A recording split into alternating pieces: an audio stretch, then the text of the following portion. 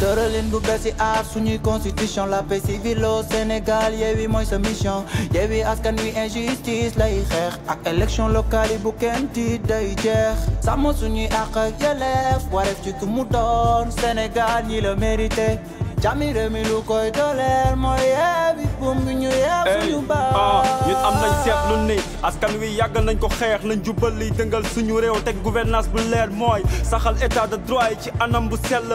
sàmm alalu askan wi def ko ci teel ndax am nañ seetlu ni géopolitique bi ak koom-koomu réew mi demul depuis 2012 ba léegi ngeen ni cell takku jóg la libéré victime yi rek moo ñu tax a jóg nañ Yewwi Askan Wi jug ci liggéey bi fi ku jot na askan wi askan wi askan wi nañu Yewwi Askan Wi askan wi askan wi nañu Yewwi Askan Wi askan wi askan wi nañu Yewwi Askan Wi askan wi askan wi ay ñoo leen jéem a mànkoo te xeex ko nañu Yewwi Askan Wi ay ñoo leen jéem a mànkoo te xeex ko nañu Yewwi Askan Wi ñoo ngi jëm ci élection locale yi taba meeru gox-goxaan yi woote jàmm suñu doole suñu carte yërmande ci mettitu askan wi samp collectif bu mat sëkk sauvé suñu Sénégal bàyyil na law jóg sa lal Yewwi Askan bul ci tàyyi nañu ànd Yewwi Askan ngir comme gi baawaan faw ñu Yewwi Askan ak émergence faw ñu Yewwi Askan Wi waa ngi toog di xaar du ñu dellu ginnaaw non du ñu nangu ku ñu xoqatal yile élection di ñëw du ñu may dara na candidat yëpp jóg taxaw ñu ànd ak askan wi askan wi askan wi nañu Yewwi Askan Wi askan wi askan wi nañu Yewwi Askan Wi askan wi askan wi nañu Yewwi Askan Wi askan wi askan wi ay yéen ñu leen jéem a mànkoo te xeex ko nañu Yewwi Askan Wi ay ñu leen jéem a mànkoo te xeex ko nañu Yewwi Askan Wi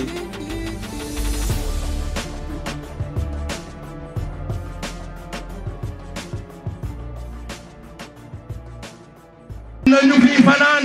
di lekk lekku kaña di dox doxinu kaña te musu ko xalaat ñooñu noonu fekkoon ni que dañoo bëggal Mbodiène sax mooy moment bi ñuy séddale duñu nangu nekk ñaar nii ñett mais dañuy nekk ca kanam kon jëm ji taxaw fekkee ñëpp toog mu ni bëgguma deuxième bëgguma troisième premier la bëgg kooku am na pas-pas donc mbooloo bi problème bi nekkatul ci ay wax problème bi nekkatul ci ay raayante dëgg problème bi mooy que yéen jeunesse bi yéen jigéen ñi il est temps ngeen xam ni que ku deful dara pendant 26 ans pendant 13 ans pendant 8 ans mënul def dara ci 5 ans donc da ngeen bëgg seen ëllëg rafet bu leen gis nit ki nga xam ni loxoom dafa takk deret ngeen koy dénk réew au détriment de ñi nga xam ni seen loxo musul takk ci dara te ñooñu tamit demuñu ci askan bi di leen dig wala ñu leen di wax mais ay programme la ñu yore mooy dëkk bu ñu dem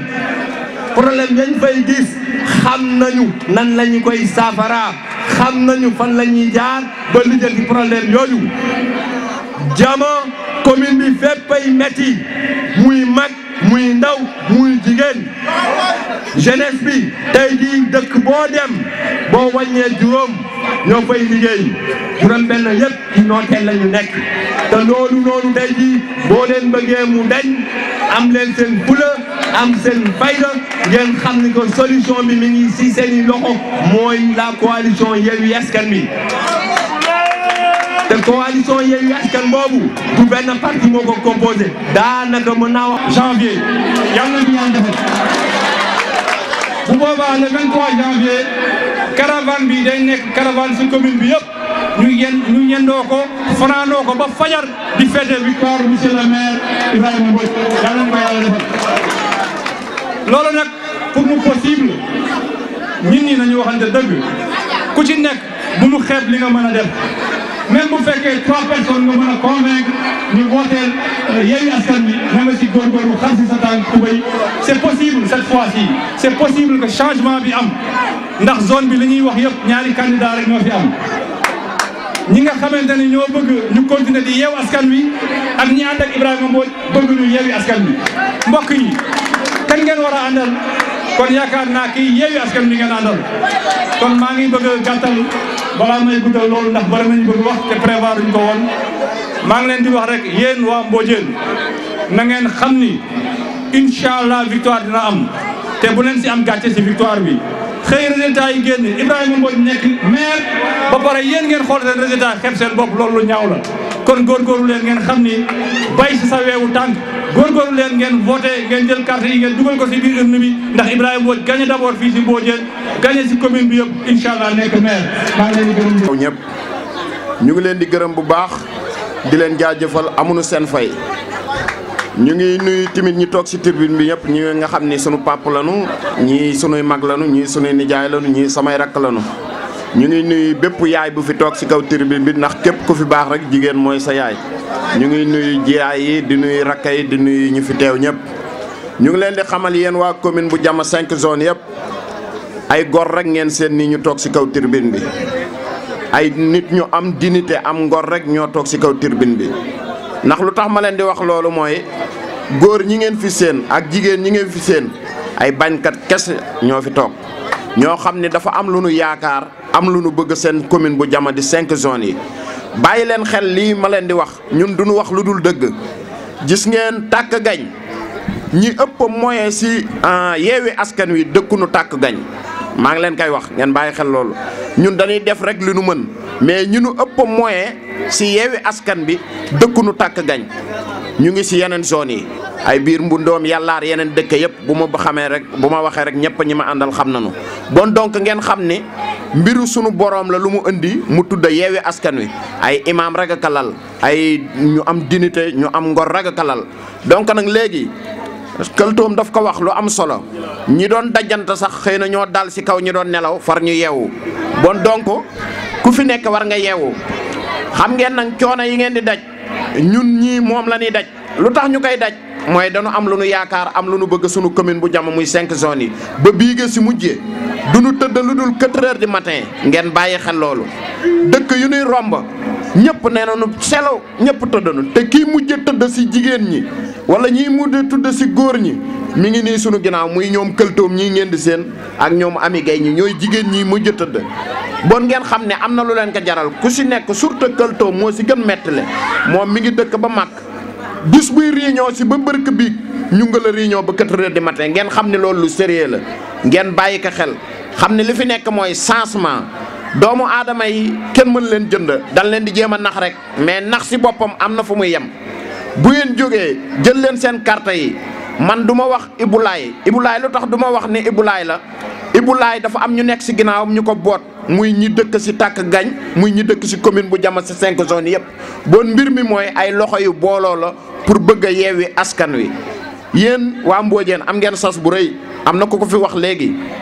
incha allah ci kàttan borom bi bu fekkee li yàlla maye woon rek jógu fa incha allah Ibulaay am nañu yaakaar ni bu boobaa le 23 dana jël ndam li bu neexee sunu borom. léegi nag benn affaire ci am moytu leen ñuy wàññee fii am jafe-jafe mooy lan ñu ni Ibulaay gañe na kat ba ma nga mairie bu Diama mais dëkkam gañewu ko. loolu bu Diama mbokki Mbodiène maa ngi leen di nuyu yéen ñëpp ku ci nekk turam ak santam di leen gërëm di leen masawu coono di leen ñaanal yàlla jàmm yàlla mi borom jàmm yàlla yàlla may jàmm defal ñu ko defal leen ko defal ko mboolem jullit di leen wax ni rek li may wax rek mooy li waa ji waxoon mooy magum jëmm buy gas teen taq suuf taxul mag buy gas teen taq suuf taxul wut ndox a tax te dafa am ñaar ña nga xamee dañ ko war a xàmmee muy xaal bu xonq ak xaal bu weex waaye li ci nekk yépp beref la. kon nag grande coalition ba nga xamante ni moom la ñu wax ni moom la le maire sortant yore woon ak beneen grande coalition ba ngay dégg muy xaw ma defar sa gox xaw ma taxawu sa gox yépp beref la dafa nekk xaal bu xonq ak xaal bu weex mais li ko ëmb lépp beref la. kon nag war nañu mën a ràññee bu baax a baax fan la ñuy teg suñu tànk. yéen waa Mbodiène nag yéen da ngeen am sas ndax li ñëpp doon wut li commune Diama yëpp doon xëcc ñëpp di ko xëccoo 5 zones yëpp di ko soxla yéen la ko yàlla jël yëkkati ko teg ko seen loxo kon ngalawaay bu leen ko tuur ngalawaay bu leen këpp seen yelwaan ndax la nga xamante ni ñëpp ñu ngi koy wut ñu yëkkati ko jox leen ko da ngeen ko war téye ak seen fukki loxo ak juróom-ñaar te xam ni bis bu ngeen sàgganee ba mu génn fi daañu gis keneen ku ko téye te dootu ko bàyyee mu dem bay laa yow mi diini. kon nag na ngeen am fulla am fayda am ngor am dignité ba li ñuy jël yëkkati ko teg ko seen loxo te ñëpp doon ko wut di ko xëccoo ñu jox leen ko ngeen tey ko seen fukki loxo ak juróom-ñaar fexe leen ba bu mu fi génn fexe leen ba bu fu kenn jëlee. wala fi nag dafa am lu ñuy wax nee nañu taatu ganaar bu feeñee ngelaw laa tax man nag ngeen baal ma du ma wolof waaye damay foto dañu ni taatu ganaar bu feeñee ngelaw laa tax. kon nag monsieur le maire Ibrahima Mbodj bu demee ba le 23 janvier 2022 mu commencé dégg monsieur le maire xëy na yéen ay tax. kon nag bu leen fàtte loolu na ngeen ko yóbbaale ak fu ngeen mënti tollu waxtu ju nekk na ngeen xam ni monsieur le maire tey paloom mi ngi seen loxo ñàkk paloom mi ngi seen loxo ndax seen doom la wax dëgg yàlla nag kuy ñaane sa ndono sa dee ñaaw jërë ngeen jëf.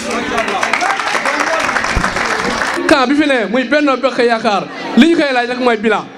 kese lañ ko laaj bilan yéen waa Mbodiène lan la leen maire bi defal lan la leen defal. léeg-léeg lii dispensaire bii wala marché bii wala école bii nangam bii moom moo ko def su ko defee rek wotal leen ko mi ngi liggéey. man de bu ngeen ñëwee sama dëkk daa leen defal bilan lan la fa def. xumbal ak pré football kooku Ibrahima Mbodj mi sax mën na ko loolu du njàmbaar. xoolaat leen mbir mi ay xale ngeen da ngeen war am avenir ëllëg war a yor kër war a yor njaboot war a tekki journée 2000 francs yorul kër comme ni ñu koy waxee. Ibrahima Mbodj mii nag mooy bon choix bu nga xamante ni si bopp bi baax na li ko gars yi di waxee mathématicien la xam na 1 plus 1 égale 2 xam na nan lay def ba commune bi jëm kanam kon góorgóor leen si ngeen jàpp ko. fi may daanelee wax jaa ngay bëgg guddi maa ngi jëm fi may daanelee bi ma àndee ak moom test naa ko ñett ñii bu nekkul woon ci moom du ma ànd ak moom. Ibrahima Mbodj su fekkoon woon dama ko testé amul diine du ma topp ci ginnaawam ndax du ma topp ci ginnaaw kàccoor kon li mu ko am moo tax moo topp ci ginnaawam su ma ko testé woon amul yar du ma topp ci ginnaawam ndax du ma topp ci ginnaaw ku yaradiku su ma ko testé woon Ibrahima Mbodj amul ngor du ma topp ci moom ndax du ma topp ci ginnaaw ku amul ngor.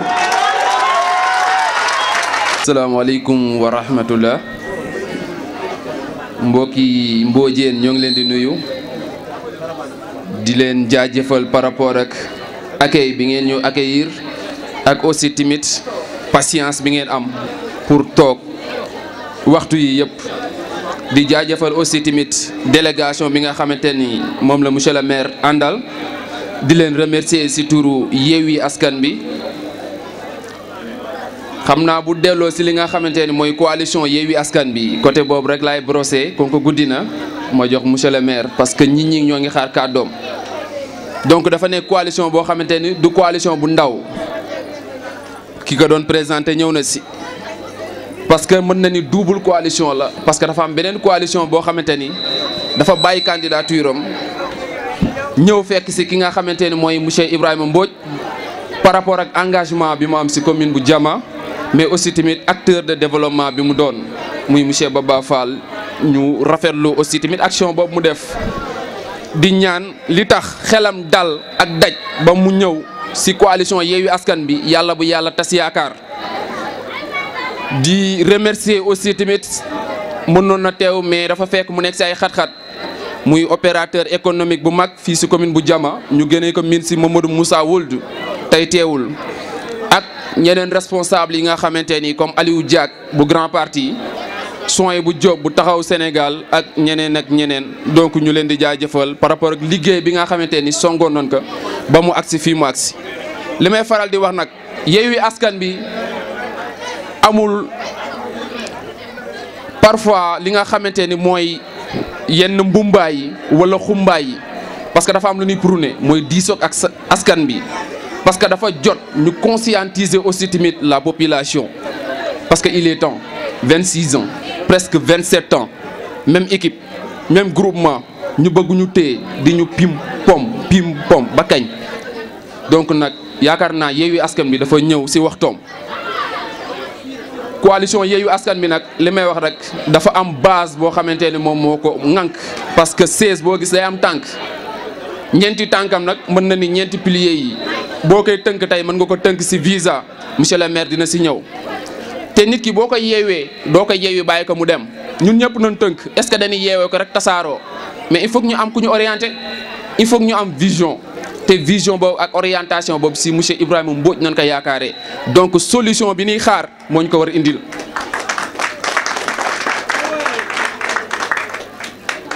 donc il faut que ñu am vision am initiative mais aussi tamit am stratégie parce que commune bi stratégie moo koy doxal mais am ay action yoo xamante ne moom nañ koy accompagner donc 4 piliers yooyu ñoom ñoo ŋànk li nga xamante ne mooy commune bu Diama ñu tëralee ko li nga xamante ne mooy transparence yaakaar naa Yewwi Askan bi rek ba mu commencé ba léegi moo fi woote transparence te képp ku nekk biir Yewwi Askan bi daa xam ne transparence na fay woote dafa am kilifa gu waxoon nag am na ñoo xamante ne ku mënul ànd ak ñoom seetal sa bopp parce que ay gor yu set wecc ay nit yu taxul dara ay jeunes yu engagé yaakaaruñu lu dul seen ñaq nit ku mënul ànd ak ñoom toogaatal nga jàngat sa bopp donc kàddu yi du gudd ñuy ñaan waa Mbodiène seen doom bi nu samp ngeen fexe ba yaakaar bu mu tas fii ngeen jàppale ko parce que aussi tamit il est le seul jël engagement am devant ñi nga xamante ni ñoo ngi fi bëgguñu benn changement parce que dafa ñaaw tey Mbodiène ni mu mel nii lëndëm kurus ñu ni dëkk bi am na ñu fi dëkk ñoo xamante ne mënoon nañ ko développer donc jot na ngeen voter monsieur Ibrahima Mbodj te Mbodiène waru si des ginnaaw ñungu du si des ginnaaw de xaw ma nag Mbodiène donc défi bu may lancé la soir du 23 incha allah monsieur Ibrahima Mbodj ñu porté ko si mairie bu Diama asalaamaaleykum wa rahmatullah. Yewwi Askan Wi jigéen ñi laa wax ndax bu nu seetee ba ci biir jigéen la nu tënk bu nu seetee ba ci biir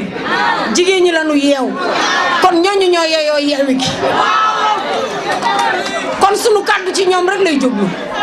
ndax yaakaar naa ni coono yi li muy bare ñun ñoo ci ëppale bu dee wàllu yoon ñoo ci ëppale bu nu tolloo ci diggante bëgg génn dundal ñi ci biir yaakaar naa ni coono yoon yi ñun la gën a sonal bu ñu jëmee ci wàllu éducation ñoo jur njaboot gi te ku bëgg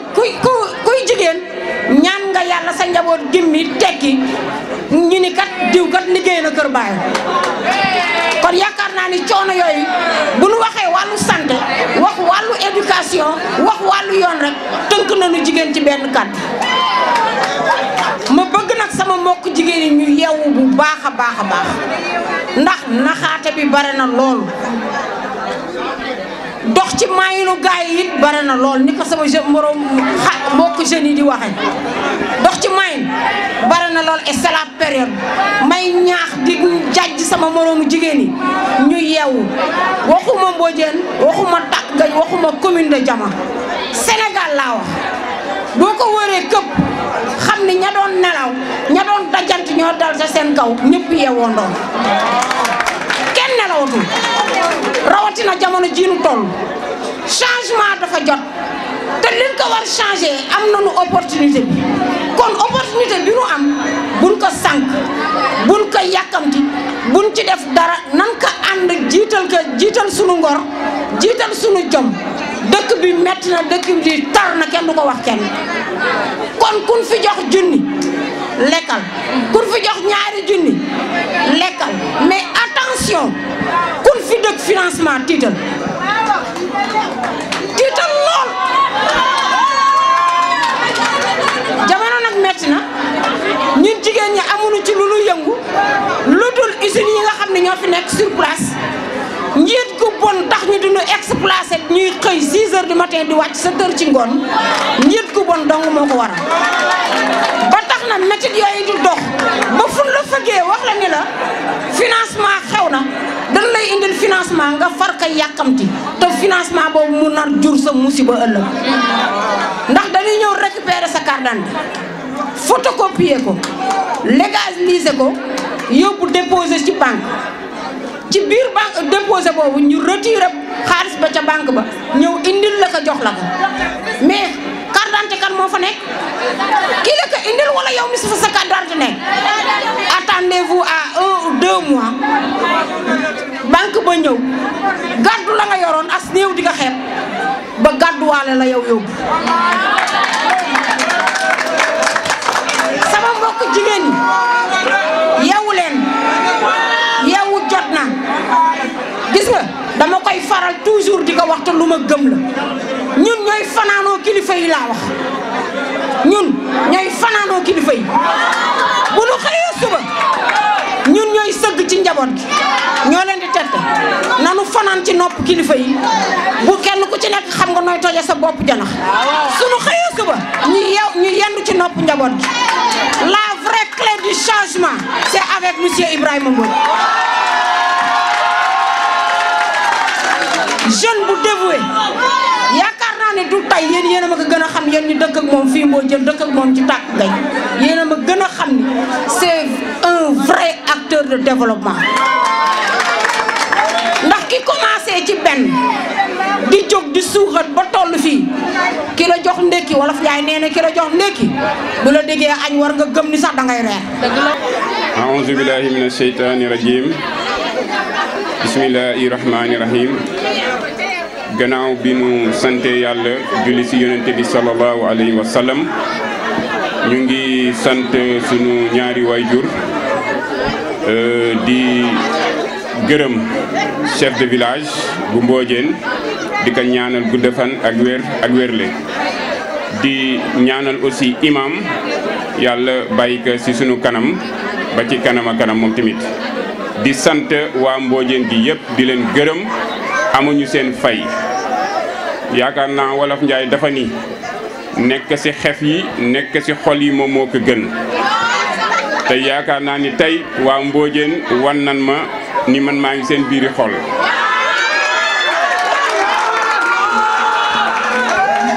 maa ngi gërëm jeunesse bi di gërëm femmes yi di gërëm ñëpp macha allah lii nag xëy na li am ngeen ci wàll bu ngeen ma fakastaloon du mën a nekk da ngeen ma vraiment bëgg topp sama gannaaw moo tax aussi ñeneen ñi jox ma cër ba nangu ma jiital bu fekkoon ma ñàkk fayda ci sama dëkk kenn du ma nawloo ba di ma jiital kon nag ñoo ngi leen di sant di leen gërëm li nu fi indi nag tey jii moom mooy journée d'investiture mooy waa coalition Yewwi Askan Wi bu commune Diama nekk ci 5 zones yépp ñoom ñoo décidé ni monsieur Mbodj dañ lay fekk sa dëkk samp la donc loolu mooy samp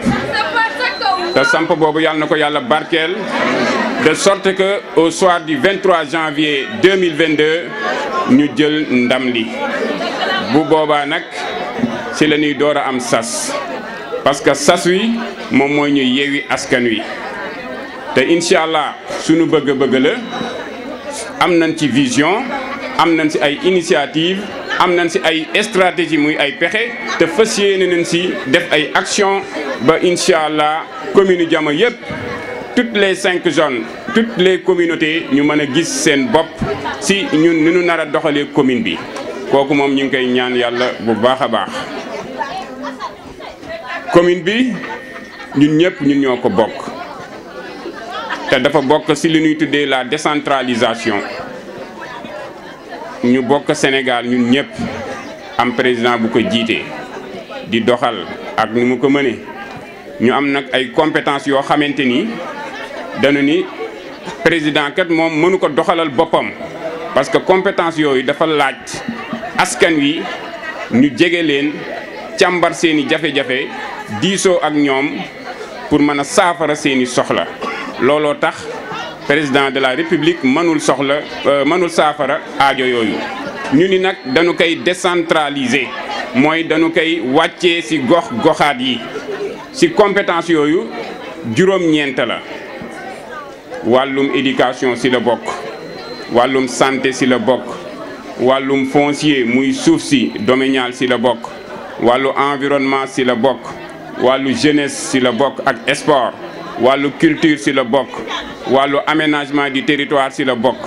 wàllu planification ci la bokk ak wàllu urbanisme et habitat donc juróom-ñeenti compétences yooyu yëpp ñu ni nag dañ koy dénk commune bi ak ñi ko wër muy le conseil municipal jàpp ni nag ñooñu ñoo gën a jege askan wi pour mën a faj soxla yooyu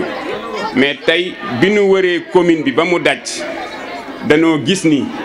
jafe-jafe yi ëpp yi nga xamante ni moom la ñu souligner dafa bokk ci juróom-ñeenti compétence yooyu kon nag loolu du mbiru président de la république mbiru goxaat la mbiru maire la ak équipe municipale moo tax ñun ba ñu xamee loolu ñu xar sunu tànku tubéy ni incha allah fas yéene nañu doon ay baay faalu askan wi fas yéene nañu doon ay surga askan wi pour mën a rek jaamu seeni soxla faj seeni aajo ba ku nekk rek mën a gis boppam ci commune bi nu muy doxee parce que nag loolu dañu ko def jihaad fi sabilillahi parce que nag jaamu yàlla nekkul julli ak woor kese arab bi nee na xubbul watani minal imaan yi donc bëgg sa réew ci gëm yàlla la bokk te dëkk ci dëkk bi defar dëkk bi également moo ko gën kon ñun duñu doon ay yaafus duñu doon ñoo xamante ni dañuy toog suñu kër ni suñu yoon nekku ci bu ko ñëpp defee dara du fi baax donc dañuy jóg taxaw pour faj soxla askan wi te incha allah dinañu ko faj jeunesse bi yëpp xam nañ seen ay jafe-jafe li ci gën a am solo mooy wàllum xëy bi metti na trop pour nit ñi am ko da ngay jàng sa métier pare doo gis liggéey wala nga jàng am sa ay diplôme doo gis liggéey wala nga doon baykat bëgg a bay doo gis benn espace boo mën a bayee jigéen ñi bëgg dara mënuñu am dara ñu leen di exploiter ci société locale yi loolu lu nu naqadi la te incha allah am nañ ci ay saafara te dinañ ko faj ñu ngi ñaan yàlla rek yàlla mottali yéene yi ba au soir du 23 janvier 2022 ñu teg ñu ci bopp commune bi bu boobaa daanu xam ni lépp dëgg la dinañu xam ni développer commune Diama lu mën a nekk la waaw parce que nag du dara lu dul vision ak xam-xam ak bëgg-bëgg am ak aussi yéene sa askan dara mais bu fekkente ni da nga nekk ci commune doo teg benn programme ñu jox la budget bi et tout yow xalaatoo ci lenn lu dul di distribuer di joxe ay enveloppe comme ni ko waa ji waxee woon léegi loolu mënul faj dara li mën a faj dara moom mooy ñu transformer dëkk bi yéwénal li fi ne yéene ko nag ñi fi dëkk au lieu que ñu koy yéene ay jàmbur ay étranger donc suuf si mooy sunu alal nañu ko jox waa dëkk bi nañu ko jox waa commune bi moo gën ñu koy tayle di ko jox ay étranger donc loolu duñu yàgg di ci xeex parce que nag jeunesse bi dañ leen war a accompagner même bu amul moyen bu mu aménager ana commune bi li mu yor ci budget naka jël aménager ci suuf si jox ko xale yi accompagner leen ak ay financement pour que ñu mën a bay mën a tekki ñi bëgg a def leneen beneen métier aussi ñu accompagner leen transport bi mi ngi fi machines yi ñu ngi fi ñuy jàng également ñu jàppale leen pour ñu mën leen insérer ci société locale yi donc yooyu yëpp mi ngi ci sunuy activité programme bi ñu leen indil nag duñu ko mën a développer à 100% mais tur bi danañ leen ko jox notre programme s'appelle solution mooy sunu programme bi ngi tudd solution solution si bépp jafe-jafe boo xamante ni mi ngi si biir askanu commune Diama incha allah dinañ si indi ay solution yooyu nag ñi ngi ko sukkandiku ci ay piliers ay keno li wolof Njaay di wax keno mooy ay jiñ yooyu nag coordonnateur cité woon na ko léegi muy vision dañ ko sukkandiku si ay vision sukkandiku si ay initiative yoo xamante ni nar noon ko def te yu si bëri sax commencé nañ ko sukkandiku également si ay stratégie appropriée yoo xamante ni buñ ko tegee dinañu mën a doxal li ñu bëgg a doxal te fas yéene nag def ay action yoo xamante ni dina am ay njeexital si biir askan bi te visa solution boobu dinañ ko appliquer sur les 9 domaines de compétence de la commune de Diama te compétence bu nu appliquer cette stratégie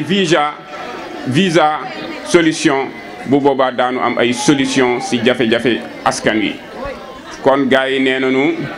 monsieur Ibrahima Mbodj est le bon choix je vais ajouter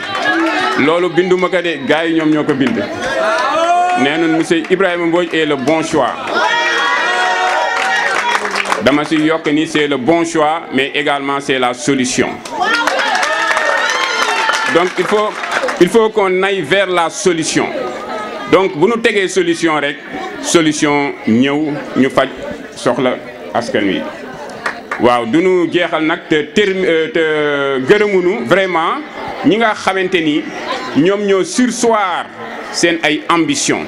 ñoom ñoo bàyyi seen ay ambition ngir jiital ñu donc loolu dara mënu koo fay parce que fii ñi nekk sama gannaaw bare na